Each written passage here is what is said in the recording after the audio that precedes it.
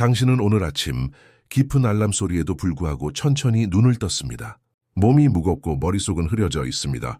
세상이 멀게 느껴지고 마치 누군가가 휴지 버튼을 눌러놓은 듯 모든 것이 정지해 있는 것 같았습니다.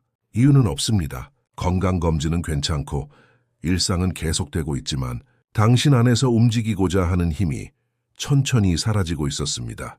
그 순간 칼 구스타프 중은 이 상태를 단순한 게으름으로 치부하지 않았습니다. 그는 그것을 영혼의 부름이라 불렀습니다.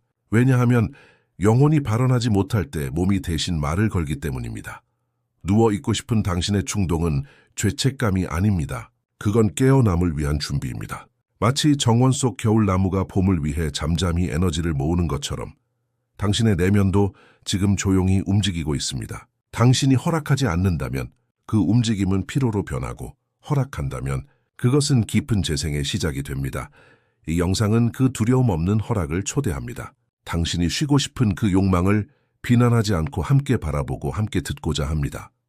왜 당신의 영혼이 지금 멈추라고 하는가? 어떤 메시지를 담고 있는가? 그리고 어떻게 이 멈춤을 당신 인생의 전환으로 바꿀 수 있는가? 당신은 지금 단지 쉬고 싶은 게 아닙니다. 당신은 지금 당신답게 존재할 권리를 회복하고 있습니다. 이 영상과 함께 그 회복의 한 걸음을 시작해 보십시오. 우리는 멈춤을 허락받지 못한 세상에 살고 있습니다.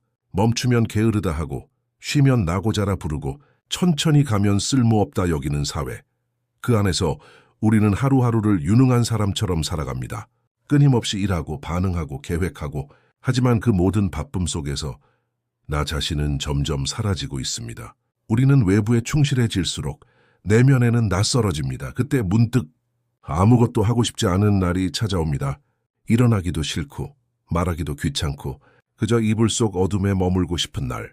그런 날의 당신을 세상은 게으르다고 말할지 모릅니다. 하지만 칼 중은 그렇게 말하지 않았습니다. 그는 그것을 영혼의 저항이라고 불렀습니다. 그는 말했습니다. 멈춤은 무기력이 아니라 내면이 다시 정렬되고 있다는 증거다. 그 어떤 것도 끊임없이 달릴 수는 없습니다. 자연도 계절도 인간의 심리도 마찬가지입니다.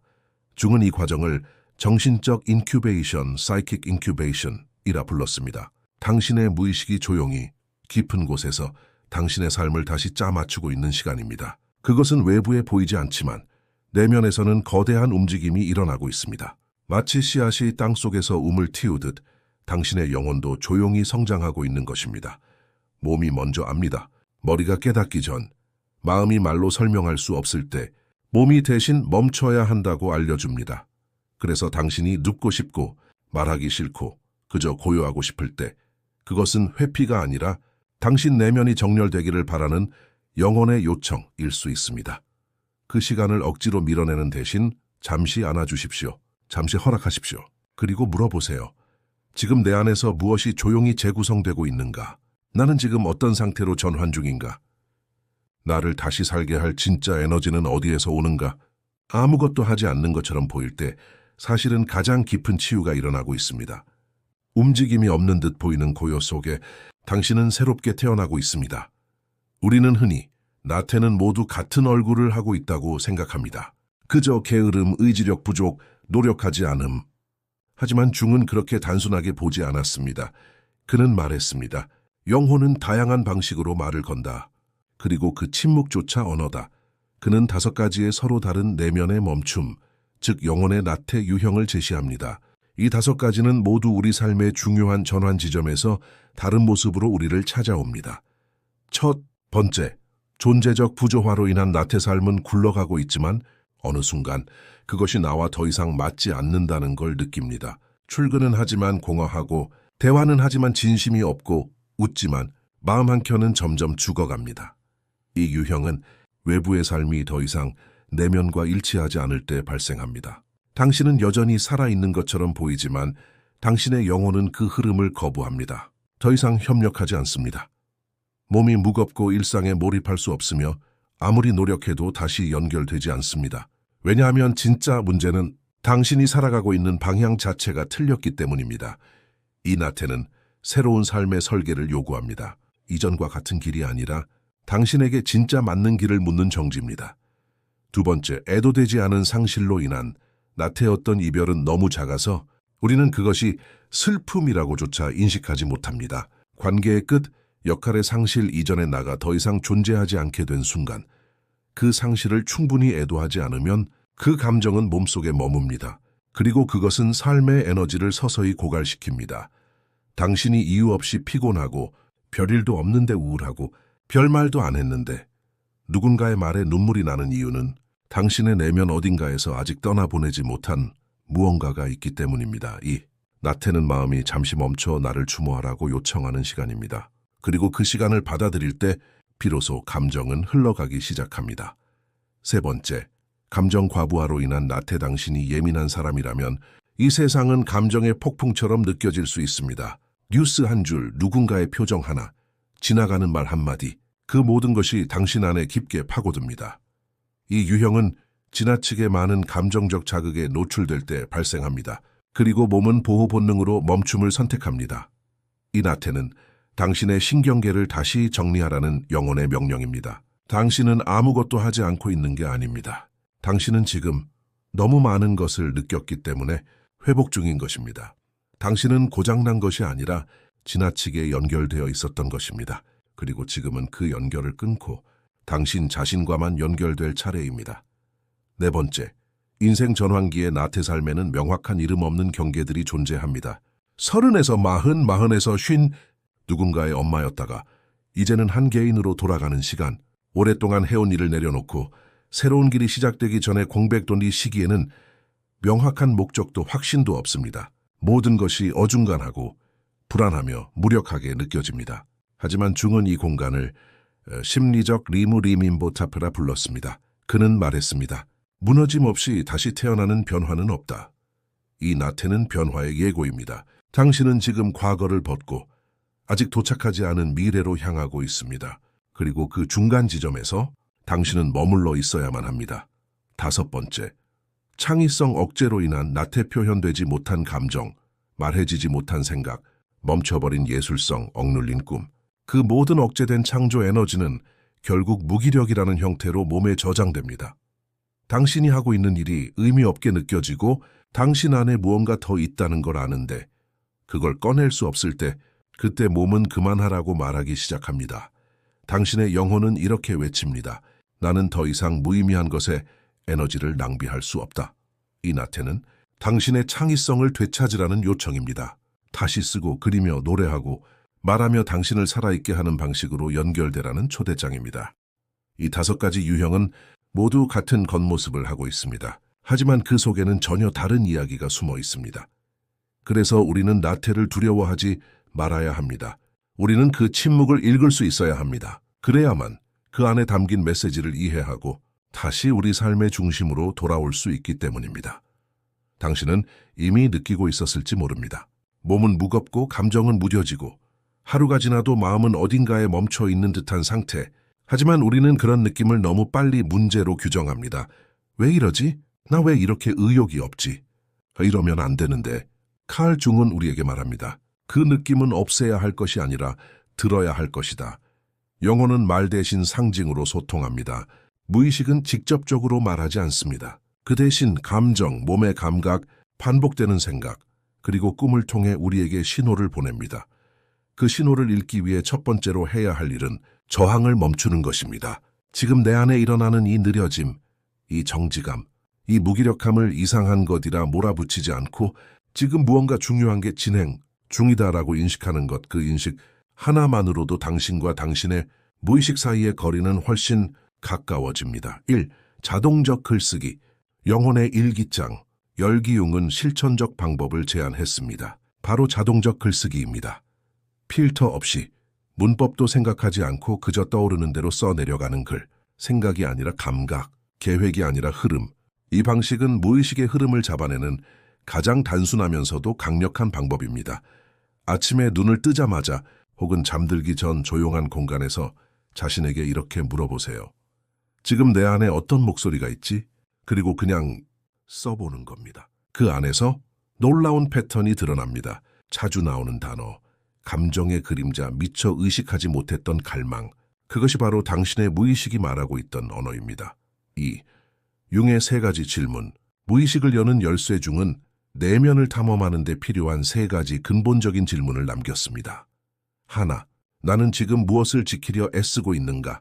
이 질문은 당신이 현재 방어하고 있는 무언가를 비추어 줍니다. 두려움일 수도 있고 과거일 수도 있습니다. 때로는 더 이상 당신이 아닌 예전의 자일 수도 있습니다. 둘, 내 삶에서 더 이상 나를 지지하지 않는 것은 무엇인가? 이 질문은 불필요한 에너지 소모를 인식하게 합니다.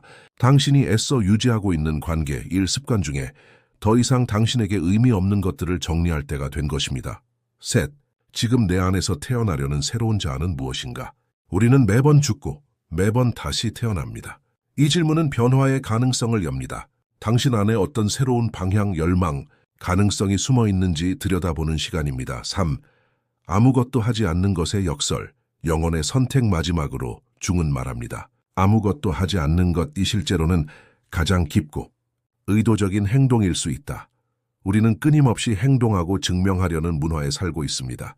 하지만 진짜 변화는 내면에서 충분히 숙성되고 고요 속에서 일어납니다.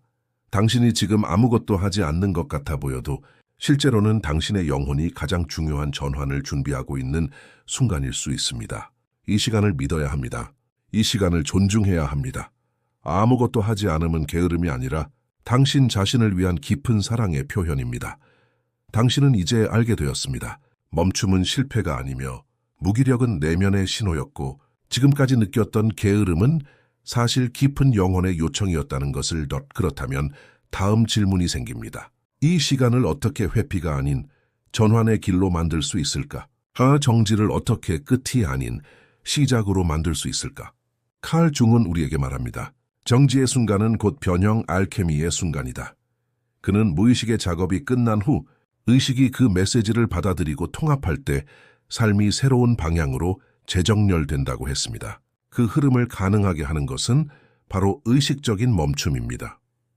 의식적 멈춤, 회피가 아닌 헌신으로 눕기. 우리는 대부분 눕는다는 행위를 무의식적으로 합니다. 지쳐서 도망치듯 아무 생각 없이 눕고 휴대폰을 켜고 시간을 흘려보냅니다. 하지만 중은 그것조차 의식의 질에 따라 완전히 달라진다고 봤습니다. 그는 의식적 멈춤 또는 능동적 정지 (active pause라는 개념을 제시했습니다. 이것은 그냥 쉬는 것이 아니라 깨어있는 상태로 자신에게 회복을 허락하는 의식적인 행위입니다. 예를 들어 이렇게 시작할 수 있습니다. 오늘 하루 15분 스마트폰을 끄고 조용한 음악을 틀어보세요. 눕기 전에 스스로에게 이렇게 속삭이세요. 나는 지금 멈춰도 괜찮다. 눈을 감고 몸의 감각 하나하나를 느껴보세요. 이 침묵이 나에게 어떤 메시지를 주려 하는가를 물어보세요. 이러한 작은 행위들이 당신의 무의식과 의식을 하나의 흐름으로 연결시키는 다리가 됩니다. 이 무의식의 정렬, 신호, 회복의 징후들이 의식적인 멈춤이 깊어지면 어느 순간 당신은 알 수 있습니다. 무엇인가 끝났고 또 무엇인가 새로 시작되고 있다는 것을 중은 말했습니다. 치유는 먼저 꿈에서 시작된다. 갑자기 생생한 꿈을 꾸기 시작합니다. 앓고 있던 감정, 상징적인 이미지, 낯선 장소, 그 모든 것이 당신을 부르고 있습니다. 설명할 수 없는 행동 욕구가 생깁니다. 아주 사소한 정리, 산책, 누군가에게 전화하고 싶은 충동, 방향에 대한 직관이 떠오릅니다. 논리도 아니고 이유도 없지만 나는 이쪽으로 가야 한다는 명확함. 이 모든 것은 당신의 무의식이 정리되었다고 알려주는 신호입니다. 그리고 이제 당신은 다시 일어날 준비가 되어 있습니다. 3. 심리적 변형. 새로운 나로 태어나기 융은 심리적 회복의 마지막 단계를 변형 (transformation de binampon이라 불렀습니다. 이것은 단순한 회복이 아닙니다. 과거의 나로 돌아가는 것이 아니라 완전히 새롭게 구성된 나로 진입하는 문턱입니다. 마치 용광로 속에서 낡은 금속이 녹아내리고 새로운 형태로 주조되듯 당신 또한 한동안 형태 없는 상태로 머무릅니다. 혼란스럽고 정체성이 무너지는 듯 느껴지기도 하죠. 하지만 그것은 해체가 아니라 재구성입니다. 당신의 영혼이 더 진실한 방향으로, 더 건강한 선택으로, 더 깊은 자기 이해 속으로 다시 걸음을 옮기기 위한 준비입니다. 그리고 그 과정이 끝나면 당신은 단지 회복된 사람이 아니라 변화된 존재로 서게 됩니다. 당신은 이제 알게 되었습니다. 멈추는 것이 잘못된 것이 아니라는 것을, 그 멈춤 안에서 삶은 재탄생을 준비하고 있었다는 것을.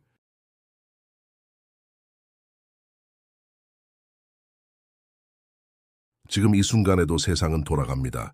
메시지가 울리고 뉴스가 쏟아지고 누군가는 또 뭔가를 성취했다는 소식이 당신을 덮칩니다. 이 세상은 당신이 잠깐이라도 멈추기를 원하지 않습니다. 당신이 조용히 있을 때조차 무언가 해야 한다는 압박은 쉼없이 당신을 자극합니다. 하지만 중은 우리에게 이렇게 말합니다. 가장 깊은 깨달음은 외부에서 오지 않는다. 그것은 내가 잠시 멈출 때 내부에서 솟아오른다. 그렇다면 이 멈추지 못하는 세상 속에서 멈춘다는 것은 무엇을 의미할까요? 그것은 단순한 쉼이 아닙니다. 그것은 하나의 저항이며 선언이며 진실에 대한 기회입니다. 1. 멈춤은 패배가 아니라 존재의 선언이다. 우리는 멈추면 실패했다고 생각합니다. 잠시 누워있으면 인생에서 밀렸다고 느낍니다. 하지만 진실은 그 반대입니다. 당신이 지금 조용히 숨을 고르고 있다면 그건 당신의 존재가 나는 나의 리듬대로 살겠다 한다고 선언하는 행위입니다. 중은 말했습니다. 쉼은 사치가 아니라 영혼의 권리다. 누군가는 당신을 이해하지 못할 겁니다. 그렇게 쉬면 아무것도 이룰 수 없어. 시간이 아까워. 나약하다. 하지만 이제는 그 말에 흔들리지 않아도 됩니다. 당신은 압니다. 진짜 강함은 바깥의 속도를 따르는 게 아니라 내 안의 리듬을 지키는 것임을, 이 쉬는 법을 아는 사람만이 진짜 나를 안다. 한번 스스로에게 물어보세요. 나는 언제 마지막으로 아무 이유 없이 쉬어본 적이 있는가? 내가 멈출 때 느끼는 불안은 정말 내 것인가 아니면 타인의 시선인가? 멈추는 것이 두려운 이유는 정말 내가 하고 싶은 것을 잃을까 봐일까? 아니면 가만히 있는 나를 사랑하지 못해서일까? 우리는 어쩌면 멈추는 법을 잊어버린 게 아닐까? 쉬는 법을 배우지 못한 채 언제나 해야 할 일 속에서만 자신을 정의하며 살아온 건 아닐까? 하지만 이제는 그 질문들을 바꿔야 할 시간입니다. 무엇을 해야 하지? 가 아니라 나는 무엇으로 존재하고 싶은가? 라고 뜻. 쉬는 사람만이 타인을 치유할 수 있다. 당신이 쉬는 순간 그 고요함은 주변 사람에게도 전달됩니다.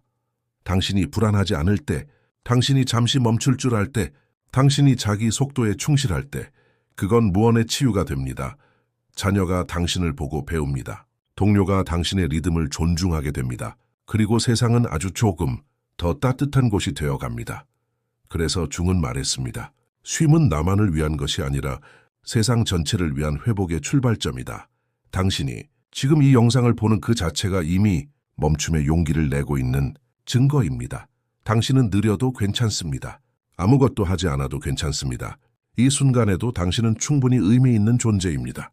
그리고 그 의미는 멈춤 속에서 더 깊이 자라납니다.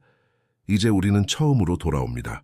당신이 이 영상을 보기 시작했던 그 순간, 당신은 그저 피곤했을지 모릅니다. 움직이고 싶지 않았고, 아무 말도 하기 싫었고, 그저 조용히 누워있고 싶었을 뿐.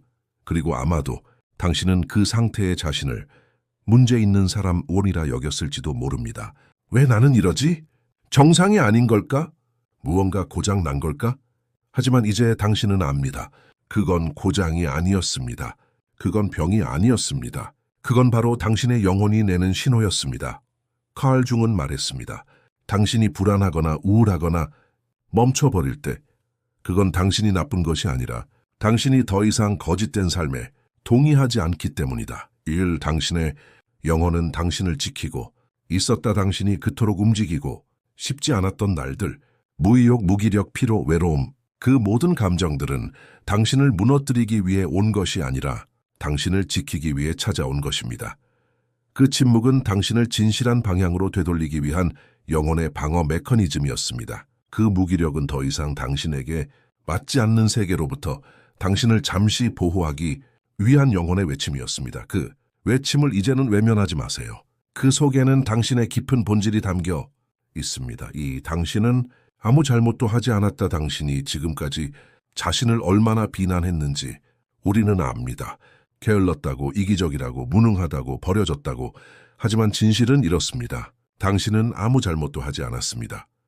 당신은 단지 인간이었고 살면서 너무 많이 참았고 너무 오래 강해져야 했으며 너무 자주 괜찮은 척해야 했을 뿐입니다. 그리고 이제 당신의 영혼이 조용히 말하고 있습니다. 그와잉성에 이제 나를 들어줘. 나는 여전히 여기 있어. 삶 다시 태어나는 삶. 침묵은 끝이 아니라 시작이다. 이 영상의 끝은 사실 하나의 시작입니다. 당신이 멈추는 그 자리에서 다시 호흡하고 다시 듣고 다시 느끼며 다시 살아내기 시작하는 순간이 태어납니다. 중은 말했습니다. 영혼은 우리가 다시 나아갈 준비가 될 때까지 몸을 눕게 한다. 이제 일어나야 할 때라는 뜻이 아닙니다. 이제부터는 당신의 리듬대로, 당신의 존재로, 당신의 속도로 살아도 된다는 뜻입니다. 사카, 당신을 위한 마지막 문장이 이제 당신에게 아주 짧지만 깊은 한 문장을 남깁니다. 가장 생산적인 일이, 가장 진실한 일이, 가장 살아있는 일이 아무것도 하지 않는 것일 수 있다. 지금 이 순간 그 문장을 당신만의 목소리로 천천히 읽어보세요. 그리고 그 말이 당신 안에서 울리도록 잠시 침묵해 보세요. 그 침묵 속에서 당신의 삶이 다시 시작될 것입니다. 마지막 초대 오늘 밤 종이에 이렇게 써보세요. 나의 영혼이 말한다. 그 문장을 적는 순간 당신은 더 이상 혼자가 아닙니다. 당신의 영혼과 다시 연결된 것입니다. 그리고 이 영상이 마음을 울렸다면 조용히 누군가에게 보내보세요. 이 세상엔 쉬어야 할 줄 모르고 살아가는 이들이 너무 많습니다. 그리고 당신은 이제 아는 사람이 되었습니다. 쉬는 법을, 멈추는 용기를, 그리고 다시 살아가는 힘을